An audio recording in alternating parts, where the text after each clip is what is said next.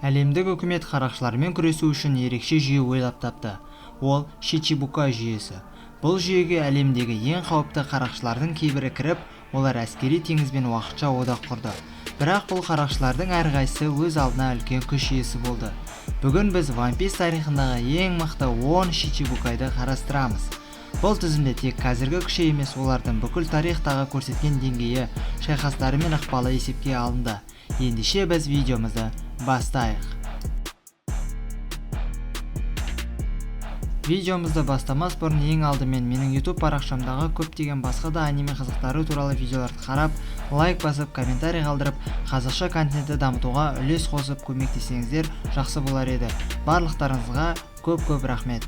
Ендеше видеомызды бастаймыз. Мория бұрынғы Шичибукайлардың бірі және Триллер Барк аралының билеушісі. Ол жас кезінде өте мықты қарақшы болған, тіпті Кайдомен шайқасқан. Оның басты күші Каге Номи жемісі.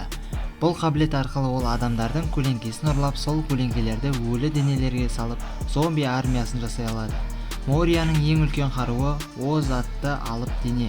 Оның ішіне Луфидің көлеңкесін салды, бірақ уақыт өте келе ол әлсіреп жалқау болып кетті. Сол себепті Гиккамория бүгінгі біздің тізімімізде 10-шы орынды иеленіп отыр.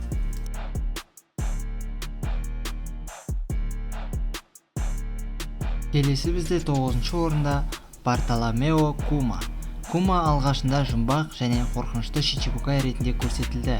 Оның қолында Нижо Номи деген ерекше жеміс бар. Бұл жеміс арқылы ол кез келген нәрсені қағып жібере алады. Шабуылды, ауаны, ауырсынуды, адамдарды сынды көптеген заттарды қаға алады. Кума бір соққымен қарсыласын мыңдаған шақырым жерге ұшырып жібере алады. Сонымен қатар ол революциялық армияның бұрынғы мүшесі және әлемдік үкіметтің ең үлкен құпияларының бірі. Сондықтан бүгінгі біздің тізімімізде Бартоломео Кума 9-шы орынды иеленді.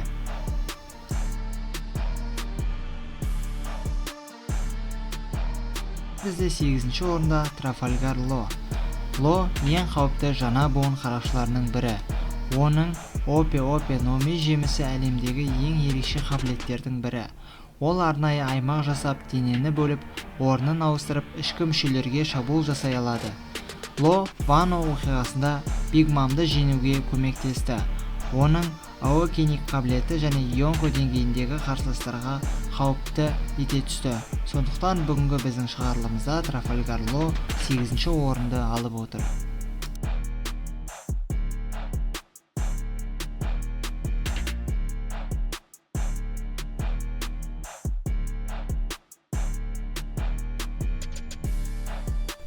Келесі бізде 7-ші орында Боа Хэнкок. Амазон Лили патшайымы және Куджа қарақшыларының капитаны. Оның Меро Номи жемісі қарсыластарын тасқа айналдыра алады. Бірақ Хэнкоктың ең үлкен күші тек жемісі емес, ол өте жылдам, мықты жауынгер. 3 түрлі хаки қолданушы жалғыз әйел. Сенгоку оның күшін жоғары бағалағандықтан, ол осындай Шичибукай деңгейіндегі қарақшылармен деңгейлес болып Шичибукай атағын алған.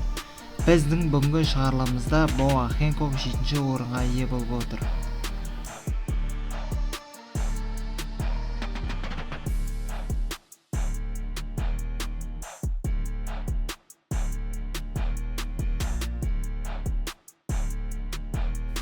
Алтыншы орын Дон Кихот до Фламинго.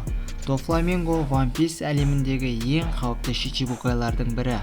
Ол бұрынғы аспан айдаһары және Дресроза аралының билеушілері болды.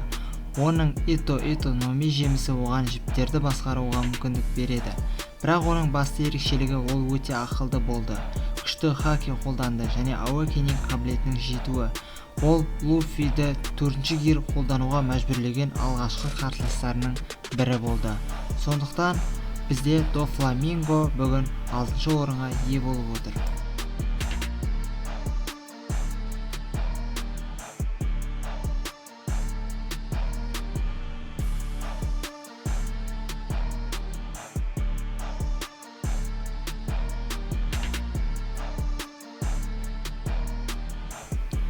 Келесі бізде 5-ші орында Крокодайл. Алғашқы үлкен қарсыластарының бірі болған Крокодайл уақыт өте келе жанкүйерлер арасында қайта жоғары бағалана бастады. Оның суна номи жемісі құмды басқаруға мүмкіндік береді.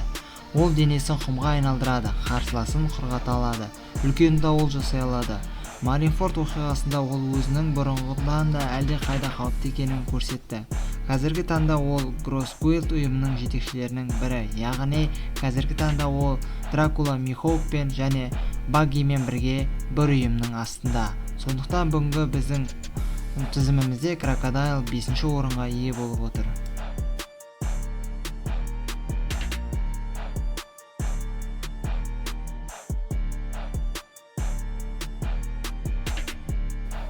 Төртінші орында бізде Багги. Бұл орын көп адамға қызық болуы мүмкін. Багги неге 4-ші орын алып отыр? Физикалық күші бойынша Багги ең мықты емес болуы мүмкін, бірақ One Piece әлемінде күш тек жұдырықпен өлшенбейді. Багги Роджер экипажының бұрынғы мүшесі, Шичибукай лауазымын алды, кейін Йонко атағына дейін жетті. Оның атағы мен сәттілігі әлемді алдады. Сондықтан ықпал жағынан ол ең ерекше кейіпкерлердің бірі болғандықтан, ол бүгінгі біздің тізімде 4-ші орынға ие болып отыр.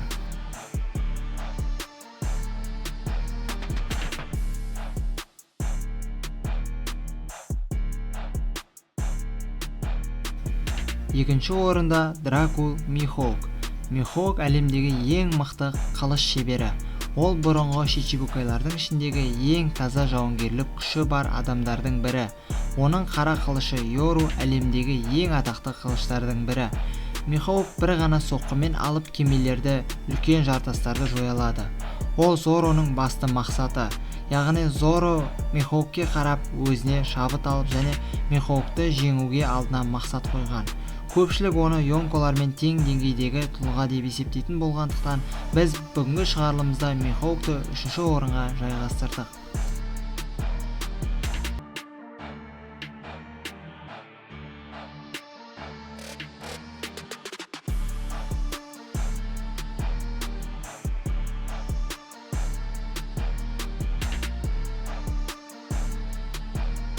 Екінші орында бізде Маршал Дитич.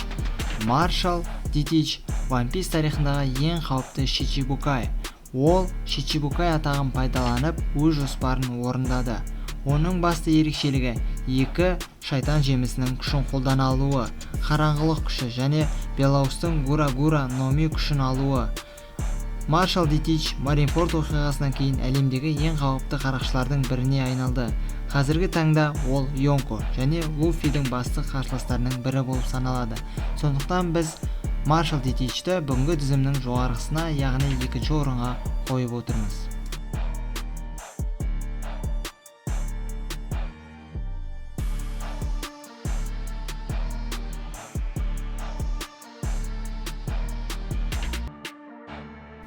Достар, біз Шичибукай лауазымынан 1-ші орынға лайықты адамды таба алмадық. Сендер 1-ші орынға кімді лайықты деп санайсыңдар, соны комментарийге жаза кетіңдер. Әрине, бұл рейтингке байланысты әр адамның пікірі әртүрлі болуы мүмкін. Егер One Piece туралы осындай топтар мен терең талдаулар қызық болса, каналға жазылып келесі видеоны күтіңіз. Қош, сау болыңыздар.